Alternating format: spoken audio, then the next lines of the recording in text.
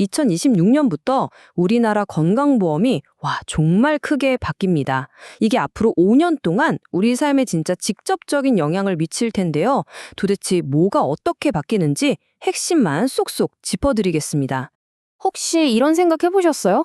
우리 가족 간병비로 매달 수백만 원이 나간다면. 와, 생각만 해도 진짜 막막하죠.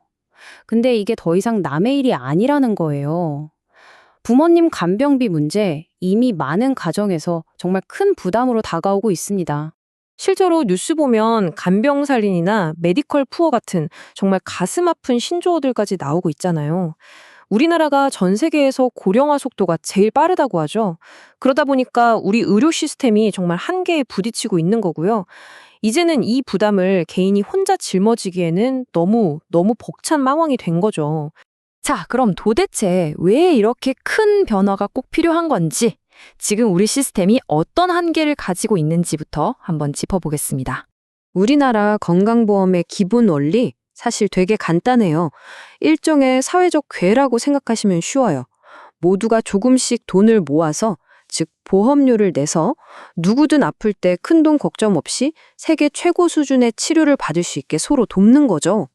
바로 사회 전체가 위험을 함께 나누는 사회보험 방식입니다. 이 시스템이 굴러가려면 몇 가지 중요한 약속이 필요해요. 일단 모든 국민이 의무적으로 참여해야 하고요.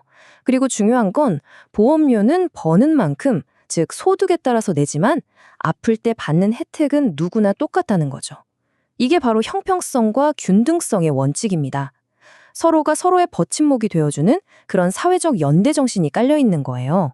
자, 그럼 지금 우리가 가지고 있는 건강 안전망은 구체적으로 어떻게 생겼을까요? 크게 두 개의 기둥이 있다고 보시면 됩니다. 첫 번째 기둥은 우리가 잘 아는 바로 그 건강보험, 병원 가서 진료받고 치료받는 의료 행위에 대한 비용을 지원해주죠. 그리고 또 하나의 기둥이 바로 장기요양보험인데요. 이건 제2의 건강보험이라고도 불려요.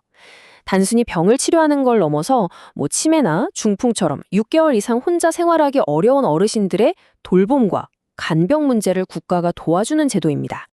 근데 여기서 우리가 주목해야 할 게 있어요. 바로 정부의 정책 방향인데요.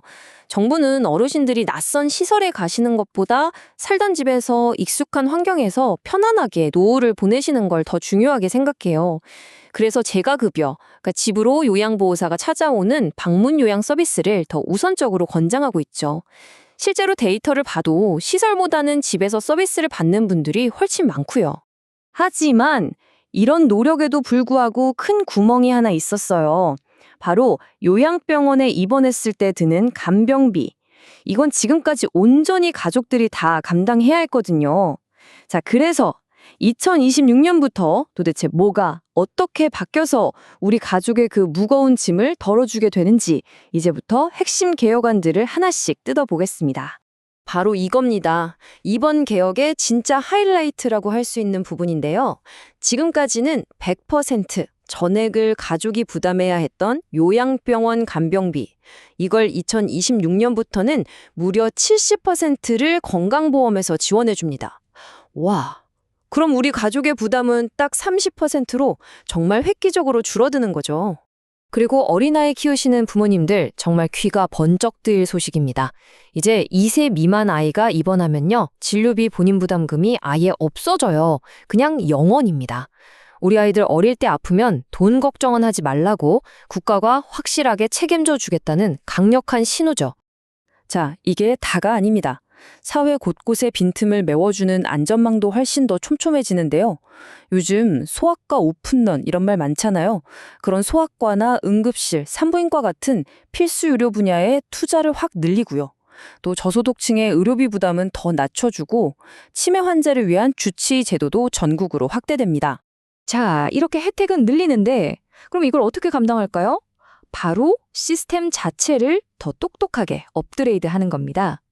이 좋은 제도를 어떻게 하면 더 효율적이고 더 공정하게, 그리고 앞으로도 쭉 유지할 수 있을지 그 해법들을 한번 보시죠. 혹시 병원 옮길 때마다 서류 떼고 CD 복사하고 되게 번거로우셨죠? 이제 그런 불편함이 사라집니다. 이른바 건강정보 고속도로라는 게 생기거든요. 이게 뭐냐면 여기저기 흩어져 있는 내 진료 기록을 스마트폰 앱 하나로 쫙 모아서 볼 수 있고요. 다른 병원 갈 때 그냥 터치 한 번으로 안전하게 전송할 수 있게 되는 거예요. 궁극적으로는 이 데이터를 활용해서 나에게 딱 맞는 맞춤형 예방까지 하겠다는 게 목표입니다. 보험료 매기는 방식도 훨씬 더 공정하게 바뀝니다. 예전에는 소득은 별로 없는데 집 한 채, 차 한 대 있다는 이유로 보험료 폭탄 맞는 분들 계셨잖아요. 이제 그런 지역 가입자의 부담을 줄이고 진짜 소득을 중심으로 보험료를 매기게 됩니다. 반대로 돈 잘 버는데도 가족 밑으로 들어가서 보험료 안 내던 소위 무임승차는 이제 힘들어져요.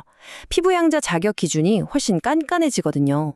그리고 꼭 필요한 조치도 하나 들어갑니다. 바로 재정 낭비를 막는 건데요. 솔직히 특별한 이유도 없이 거의 매일같이 병원에 다니는 분들이 간혹 계시잖아요. 이렇게 1년에 365번 넘게 병원을 가는 경우 본인 부담금을 90%까지 확 높여서 불필요한 의료 쇼핑을 막겠다는 겁니다. 반면에 평소에 건강관리 잘하는 분들께는 상을 줍니다. 일종의 건강 바우처 제도를 도입하는 건데요. 이제 아프고 나서 치료하는 게 아니라 건강할 때 미리 예방하자는 거죠. 그래서 운동 열심히 하고 건강관리 잘하면 1년에 최대 12만 원까지 지원금을 줘서 병원이나 약국에서 현금처럼 쓸 수 있게 해준다는 거예요. 괜찮죠? 자, 그럼 이렇게 좋은 혜택들을 다 누리려면 결국 돈이 문제겠죠. 우리가 뭘 얼마나 내야 하는 걸까요? 마지막으로 이 비용 문제를 미래를 위한 투자라는 관점에서 한번 살펴보겠습니다. 아마 제일 궁금하실 거예요. 그래서 내 보험이 얼마나 오르냐? 결론부터 말씀드리면 지난 2년 동안은 안 올랐는데요. 2026년부터는 조금 오릅니다. 근데 이 돈이 그냥 없어지는 게 아니라 앞에서 말씀드린 그 간병비 지원이나 우리 아이들 병원비 지원 같은 정말 꼭 필요한 곳에 쓰이는 거니까요. 우리 모두의 미래를 위한 최소한의 투자라고 생각하시면 될 것 같아요. 와, 오늘 내용이 좀 많았죠? 복잡하게 생각할 것 없이 딱 3가지만 기억하시면 됩니다. 첫째, 이제 우리 가족 간병비 걱정 확 줄어듭니다.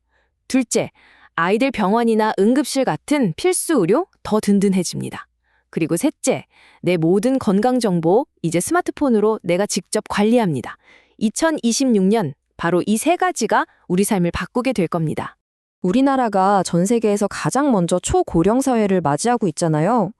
어쩌면 우리가 지금 만들어가고 있는 이 새로운 건강보험 시스템이 앞으로 다른 나라들이 따라하게 될 미래의 청사진, 즉 새로운 글로벌 표준이 될 수도 있지 않을까요? 이 질문을 여러분께 남기면서 오늘 이야기 마치겠습니다.